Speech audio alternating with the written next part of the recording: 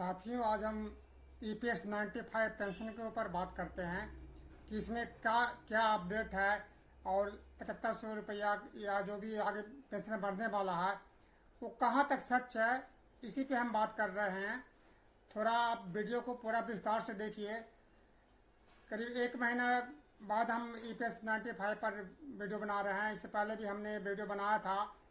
तो जब हमने ये देखा कि आज तो यूट्यूबर तो बिल्कुल नहीं लगता कि जो कोई बोल रहे हैं कि 9500 पेंशन लागू हो गया, कोई 8000 पेंशन लागू हो गया, कोई बोल रहे हैं कि बस 31 मई को घोषणा होने वाला है बुढ़ाना में, महाराष्ट्र में।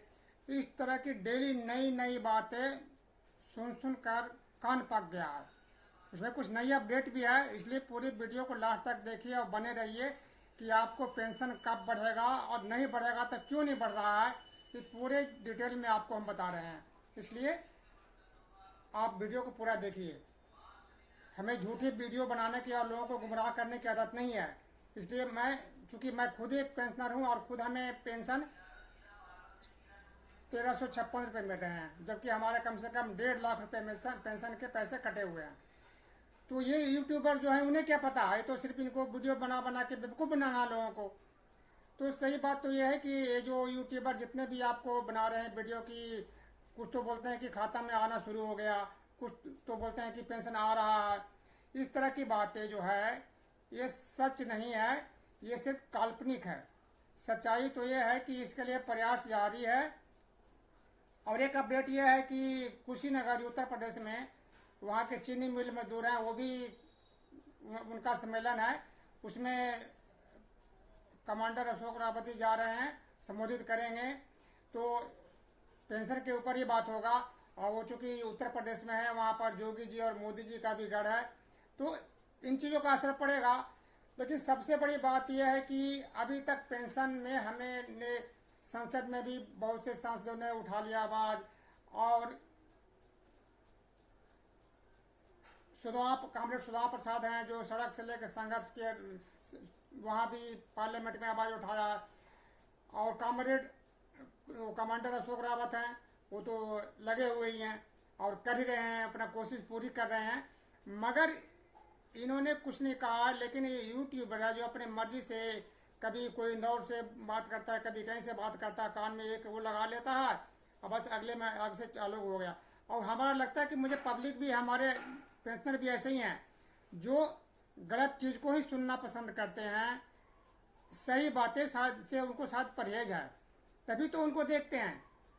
उनको 2 लाख 1.5 लाख रुपया, 1.5 लाख और व्यू, और 2000 व्यू, 5000 10,000 व्यू जा रहे हैं, जबकि जो सच बताते हैं उनके व्यू नहीं आते हैं, लोग देखना नहीं पसंद करते हैं। तो क्या आपको झूठ बोल के बता दिया जाए कि हाँ पेंशन बढ़ने वाला है? सच्चाई तो ये है कि यदि EPS, ये पेंशन बढ़ाना EPFO का काम नहीं है। EPFO तो एक स्कीम है जो सरकार के द्वारा बनाई गई नीति के अनुसार चलता है, और उन्हें सरकार ने जो मापदंड तय कर दिया है, EPS उसी के अनुसार काम कर रहा है। हालांकि उनके पास पैसे की कमी नहीं है, यदि उसका ऑडिट किया जाए तो पैसे की कमी नहीं आएगी, मगर सरकार की दृढ़ इच्छा शक्ति नहीं होने की वजह से और हमारा आंदोलन सशक्त नहीं है, इस वजह से सरकार ढीला पड़ रही है। ये जो कॉमरेड अशोक रावत जी का जो आंदोलन है, एक्चुअल में ये दोस्ताना आंदोलन है, खिलाफत आंदोलन नहीं है। खिलाफत आंदोलन और दोस्ताना आंदोलन दोनों में फर्क होता है। तो जब तक कि सारे के सारे जितने भी पेंशनर हैं, चाहे वो विपक्ष के हों, चाहे वो ट्रेड यूनियन के हों, चाहे कॉमरेड सुधा प्रसाद जी, सबको एक प्लेटफार्म पर ला के और सरकार के खिलाफ संघर्ष छेड़ने की जरूरत है। ऐसे तो अभी तक कॉमरेड अशोक रावत जी ही हर जगह कोशिश कर रहे हैं, लेकिन ऐसी बात नहीं है। और भी संगठन जहां तक अपनी मांगे को करने के लिए कर रहे हैं। अब बिहार में चुनाव होने वाला है, रावत जी को चाहिए कि सारे जितने भी जो पेंशन के मांग करने वाले संगठन, सबको एक जगह इकट्ठा करके बिहार में रैली करें, क्योंकि सरकार को सिर्फ वोट की राजनीति ही समझती है। वोट को उसको नुकसान लगता है कि होगा, तभी वो कुछ कार्य करती है, वैसे नहीं करती है।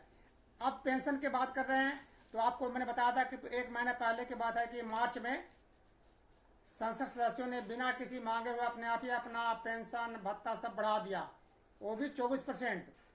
अपना वेतन भत्ता बढ़ा दिया और एजे के साथ बढ़ा दिया, क्योंकि उनकी अपनी सरकार है, अपनी ही उन्हें पैसे चाहिए, कोई कहने वाला नहीं, सुनने वाला नहीं। अब बात रही सुप्रीम कोर्ट की।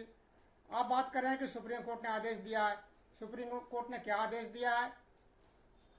अभी अभी बात है 19 मई की। हाई कोर्ट के कुछ जजों ने पहले से भी कंप्लेंट किया था 2024 में कि उनकी पेंशन बहुत कम मिलती है, किसी किसी जज को तो मात्र 15,000 पेंशन मिलता है, हाई कोर्ट के जजों को।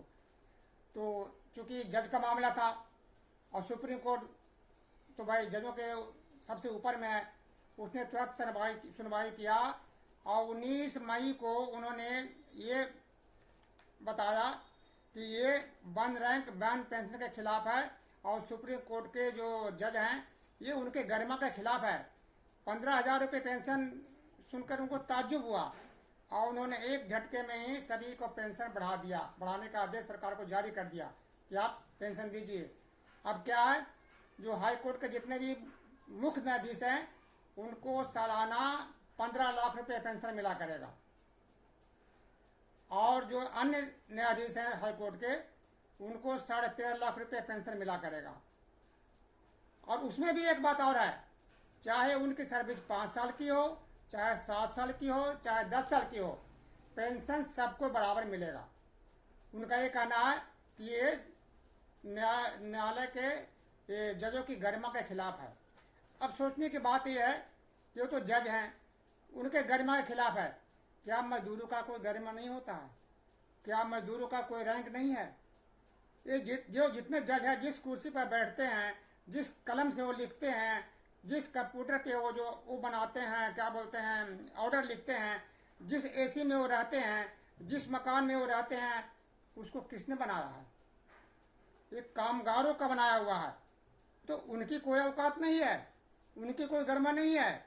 ये माननीय को ये जो हमारे जो कई साल से लंबित पड़ा है मामला, सरकार के पास भी है और सब ये हाई कोर्ट और सुप्रीम कोर्ट के जज को ये सब कुछ पता है कि पेंशनर जो 78 लाख पेंशनर हैं, जो उनमें से करीब 35-36 हजार लाख पेंशनर तो ऐसे हैं जो 1,000 से कम पे भी गुजारा कर रहे हैं। तो वो उनको दिखाई नहीं दिया, लेकिन हाई कोर्ट के जज को 15,000 पेंशन मिले, ये इनके ऊपर उनको आश्चर्य हुआ। आखिर एक जज में और एक कामगार में क्या फर्क है? वो पढ़ लिख के कलम चलाते हैं तो हम कलम बनाते हैं, वो ऑर्डर लिखते हैं तो हम लिखने वाले कॉपी तैयार करते हैं। तो बताइए एक मजदूर में और एक आम पब्लिक में और एक जज में क्या फर्क है? जब वन रैंक पेंशन की बात करते हैं जज महोदय, जज साहब करते हैं, तो उनको भी तो कम से कम सर देखना चाहिए कि भाई ये हमारे जो 75 लाख पेंशनर हैं, जो बुजुर्ग हैं, जो पता नहीं कब वो टपक जाए, जो से कि निकलते जा रहे हैं, उनकी उम्र भी 60 साल से ऊपर हो चुकी है, तो उनके लिए जो संघर्ष कर रहे हैं हर जगह, तो उनके लिए भी तो कुछ उनको पर दिल में दया होना चाहिए था, सरकार को आदेश देते उनको। लेकिन सरकार भी हमारी ऐसी है, जब अपने अपने कहते हैं कि अंधा बांटे रेबड़ी अपने अपने को दे।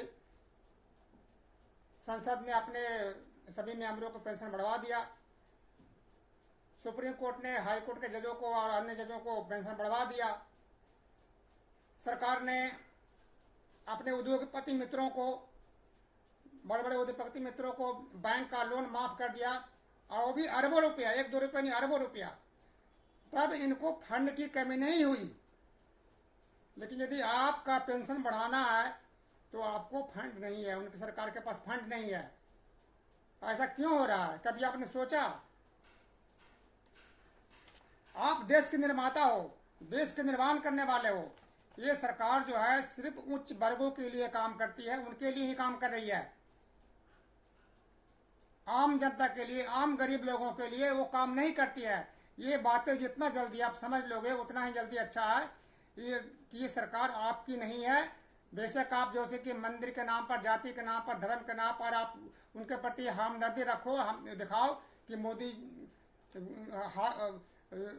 हर जगह हर मोदी, घर घर मोदी वाली बात करे, मगर आपके लिए पेंशन के लिए ये कुछ नहीं कर रहे हैं फिलहाल।